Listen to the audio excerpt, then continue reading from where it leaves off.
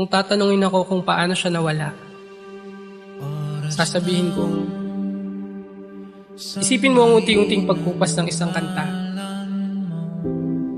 Nagsimula ito isang gabi. Napansin kong masyado siyang tahimik, kaya pinatay ko ang radyo at siniguradong naririnig niya ako at kumupas ang sarili kong boses sa kanyang kawalang imik. Bihira ang mga awit na biglang nagtatapos sa tuldok, na biglang pumipreno mula sa kanyang harurot, sa birit, pagkatapos ay biglang mawawala. Noong lumipas ang isang buong araw nang wala akong naririnig mula sa kanya, hininaan ng DJ sa radyo ang boses kong bigay na bigay pa rin binibirit ang koro para magbigay daan sa bagong kanta. Walang pwedeng magsabing hindi ko to nilaban. Ang pagpapadala ng mga mensaheng paalala na nandyan ka pa sa isang taong hindi sumasagot ay parang pagsigaw ng saklolo sa laot sa gitna ng pagkalunod, ni hindi ko alam kung nandoon pa ba siya sa kanyang pampang. Minsan, nagpunta kami sa tabing dagat kasama ng ilan kong kaibigan at sinugod niya't nagliang niyakap ang alon na para bang nobyong kay tagal na nalayo sa kanyang minamahal pagkagat ng dilim. Nag-inuman kami, tinanong ko siya kung anong gusto niyang maging. Siguro sa kalasingan kaya sinabi niyang dagat. Nais ko sanang sabihin ako rin. Nais ko sanang sabihin na gusto kong madama niya ang aking alat sa kanyang dila. Gusto kong ikumot sa kanya itong lamig. Gusto kong salubungin niya ako ng may pagsuko.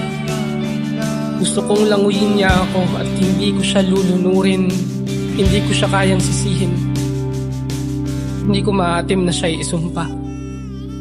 Kahit noong umagang yun, nainalay ko ang pilas kong mga bahagi sa kanya na parang mga sigay na pinulot sa dalampasigan at nakakuha sa wakas ng sagot, walang nabuong kasunduan. Hindi nabigyang pangalan ng mga tingin. Isinauli ko ang sarili ko sa mga alon. Ginawan ko siya ng balsa. Isinulat ko sa buhangin ng isang panalangin ng aking maglalayag. Ako ang katas ng niyog sa kanyang tubig tabang. Ako ang pinong buhangin sa kanyang aspaltong daan. Ako ang preskong hangin sa kanyang alimuong matalinsangan. Ako ang bakasyon, siya ang kalungsuran. Mapapagod ka sa kanyang tugtugin at hahanapin mo ako balang araw. Pangako yan sa'yo, aking maglalayag. Kung sa laot na kay lawak, ikaw ay maligaw, magbalik ka sa akin. Kung ang susunod na pulumay di matanaw, balik ka sa akin.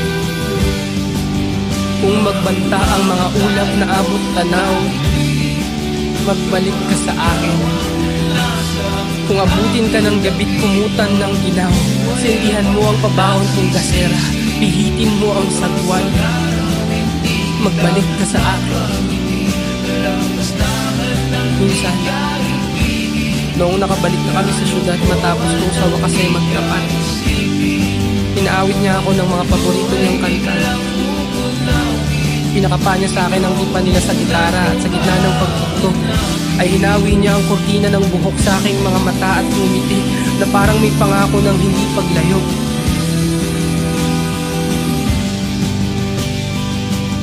Agad din siyang tumayo, bumalik sa paglalakad. Aking maglalayag.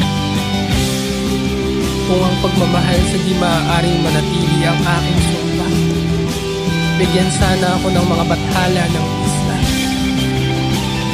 Akong marapati nilang ikulong ako sa syudad, isang kabibig. Yung makukupkup ko sa aking palad, yung madidikit ko sa aking tainga, yung aalayan ako ng awit ng dagat na kahit kailan hindi matatapos.